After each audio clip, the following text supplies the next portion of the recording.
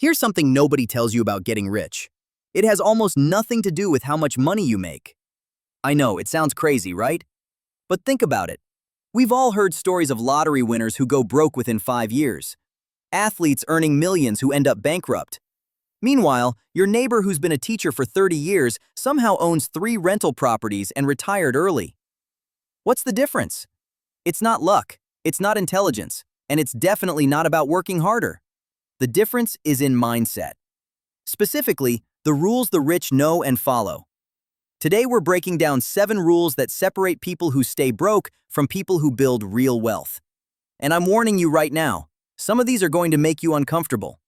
But stick with me, because by the end of this video, you'll understand why you've been playing the money game all wrong. Let's get into it. Rule number 1. Rich people buy time, not things. Here's a question that'll reveal everything about your money mindset. What have you bought recently that has made you feel wealthy? Was it a new phone? A designer jacket? Maybe a nice dinner? Now here's the real question. Did any of those things give you more time? Because here's the truth. The poor use money to buy status. Rich people use money to buy freedom. Think about it like this. You're working 40 hours a week at your job. You come home exhausted. Your house is a mess. Laundry is piling up. You need groceries.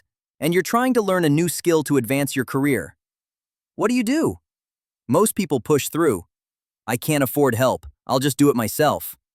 Meanwhile, the person building wealth asks a different question. What is my time worth? If I can pay someone $50 to clean my house, and that gives me 3 hours to work on my side business or learn a skill that could earn me $500, isn't that a good investment? Look at the shift. Money isn't the goal. Time is the goal. Money is just the tool to get it. I'm not saying hire a butler when you're broke. I'm saying stop wasting mental energy on tasks that drain you. That food delivery fee you're judging? If it saves you 90 minutes of cooking and shopping, and you use that 90 minutes to build something valuable, it's the smartest money you ever spent. Here is something fundamental. You can always make more money. You can never make more time. So ask yourself, are you spending money to impress people? Or are you spending money to free yourself? Rule 2. Rich people focus on building assets. Okay, quick question. You just received a $5,000 bonus. What do? If you answered, upgrade my car or take a vacation, congratulations, you just chose to stay broke. Here's why. And this is probably the most important concept in this entire video, so listen carefully. There are only 2 types of things you can spend money on: assets and liabilities. An asset puts money in your pocket. A liability takes money out of your pocket. That's it. That's the whole game. Your car? Liability. It costs you insurance, gas, maintenance, and loses value every single day. Your fancy apartment in the nice neighborhood? Liability. It's draining your bank account every month. But you know what's an asset? The rental property that pays you every month. The online course you created once that generates income while you sleep. The stocks that pay you dividends. The side business that brings in extra cash. Here's the mind-blowing part.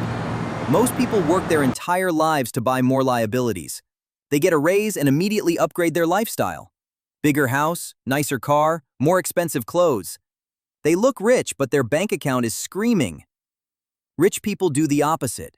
They keep their lifestyle relatively simple and use every spare dollar to buy assets. I know what you're thinking. But I need a car to get to work. I need a place to live. You're right. But there's a difference between buying what you need and buying what your ego wants. You need a car. You don't need a BMW with a $600 monthly payment. You need shelter. You don't need the luxury apartment when a modest one would work fine. Every dollar you're not wasting on liabilities is a dollar you can use to buy assets. And here's the magic. Assets multiply. That $5,000 bonus invested in assets could become $10,000, then $20,000, then $50,000 over time. But the BMW? It'll be worth $2,000 in 10 years. The choice is yours. Rule number 3. They separate earnings from scaling. This one's going to hurt, so buckle up. Your job is not making you rich. It never will.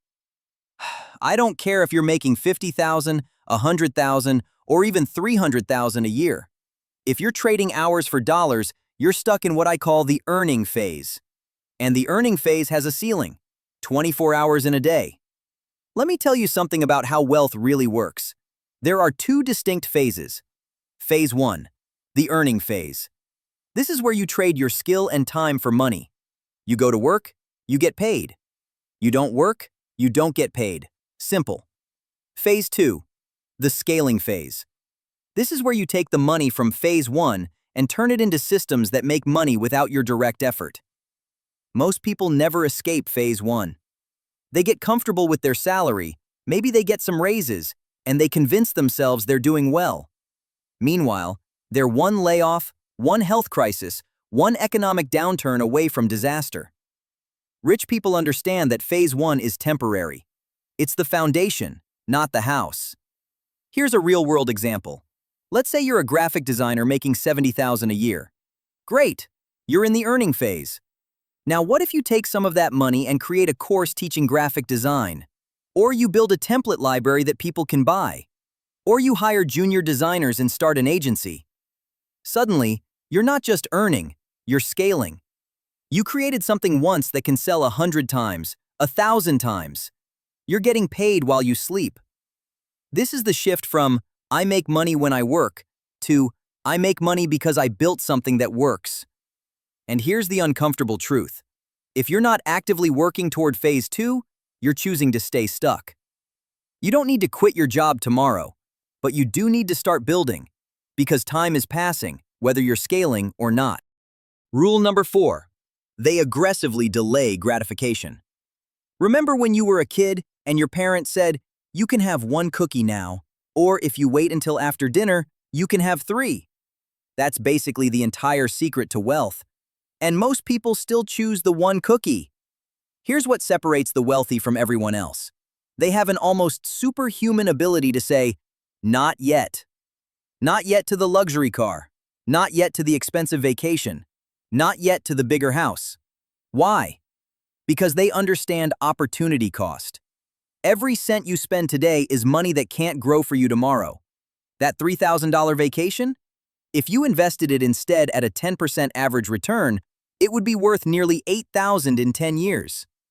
That's not math, that's magic. Actually, it's compound interest, but it feels like magic. But here's where people miss it. They think delaying gratification means living like a monk, eating noodles every day, and never enjoying life. That's not what this is about. It's about being intentional. It's about asking, will this purchase move me closer to freedom or further from it? Rich people aren't cheap. They just have different priorities. They'll spend money on things that appreciate or generate value: education, health, and assets. But they'll drive a 10-year-old car without thinking twice about it. Meanwhile, someone making $40,000 a year is financing a $50,000 truck to look successful. That's not success. That's a really expensive costume. Here's the brutal truth. You can look rich now and be broke later, or you can look average now and be wealthy later. You cannot have both. Rule number 5. They let money compound, not reset. Quick story. 2 friends both start investing at age 25. Friend A invests $5,000 a year for 10 years, then stops completely. Friend B waits until age 35 to start, then invests $5,000 a year for 30 years. Who ends up with more money? Friend A. And it's not even close. Why? Because friend A gave their money time to compound. And compound growth is the closest thing to actual magic that exists in finance. Here's what most people do wrong. They start saving, then they cash out. Start saving, then they cash out.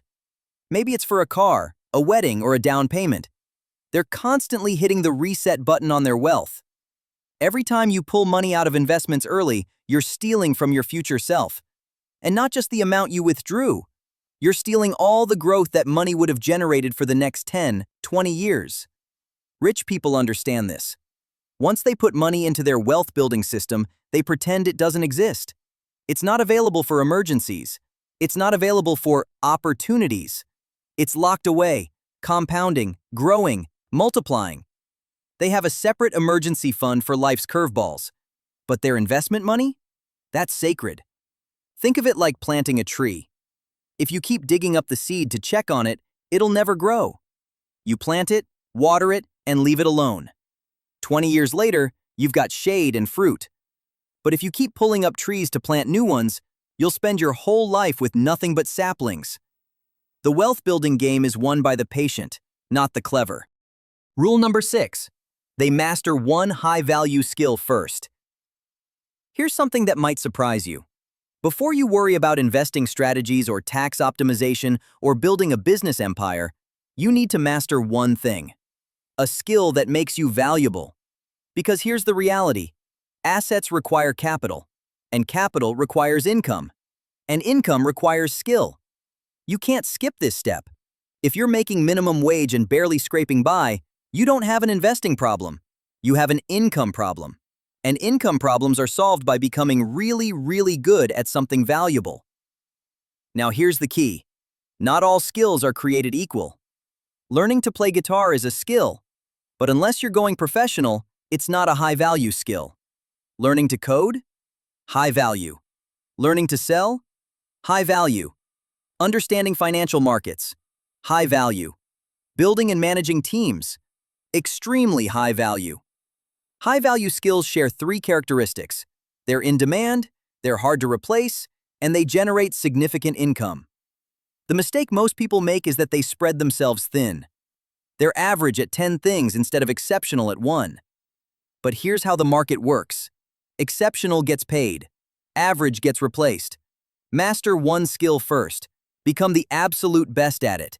Let that skill generate serious income. Then use that income to build assets. Then those assets give you the freedom to learn and develop other skills. This is the sequence. Skill leads to income. Income leads to assets. Assets lead to freedom. You can't skip steps. The foundation of all wealth is your ability to create value. Start there. Rule number 7. Rich people think in net worth, not salary. Final rule, and this is the one that ties everything together. When someone asks, "How much do you make?" What do you think about? Your salary, right? Your annual income. That's exactly the problem. Salary is not wealth. Salary is just a number that shows up in your bank account temporarily before disappearing into rent, food, and all the other stuff you buy. Net worth is wealth. Net worth is what you own minus what you owe. It's your assets minus your liabilities. And here's the thing that'll blow your mind. You can have a high salary and a low net worth. Or a low salary and a high net worth. I know people making $200,000 a year with a net worth of basically zero. Big house they can't afford, luxury cars they're financing, and a lifestyle that costs them every penny they make. I also know people making $60,000 a year with a net worth of $500,000. They live modestly, they invest aggressively, and they understand the game. So who's actually winning? This is the mental shift that changes everything. Stop asking, "How can I make more money?" Start asking, "How can I increase my net worth?" Because increasing your net worth means making decisions that build lasting wealth. It means paying off debt instead of accumulating more, investing instead of spending, buying assets instead of liabilities, building equity instead of renting lifestyle. Every financial decision you make should be filtered through this question. Does this increase or decrease my net worth? New car? Decreases net worth. Investment property? Increases net worth. Expensive vacation? Decreases net worth. Online course that teaches you a valuable skill? Increases net worth. Here's the powerful part. When you start thinking in net worth, your entire relationship with money changes. You stop trying to look rich and start actually becoming rich. So there you have it. 7 rules that separate people who stay broke from people who build real wealth. But here's the thing. Knowing these rules doesn't change anything. Acting on them does. You can watch this video, nod your head, feel motivated for about 20 minutes, and then go right back to your old patterns. Or you can pick one rule, just one, and start implementing it today. Maybe it's calculating your net worth for the first time. Maybe it's identifying one high-value skill to master. Maybe it's setting up an automatic investment so your money starts compounding instead of resetting. Whatever it is, do it now. Not tomorrow, not next week, now. Because here's the uncomfortable truth. 5 years from now, you'll either look back and thank yourself for starting today, or you'll wish you had. The choice is yours. But remember, it's not about being smarter or luckier or having more advantages. It's about making different decisions. Decisions based on abundance thinking, not scarcity thinking. Wealth isn't built in a day, but it starts with one decision, and that decision is made right now. If this video gave you value, hit that subscribe button and turn on the notifications. We're posting content like this every week to help you level up your financial life. And hey, which rule hit you the hardest? Drop a comment below. I read every single one. Thanks for watching. Now go build something.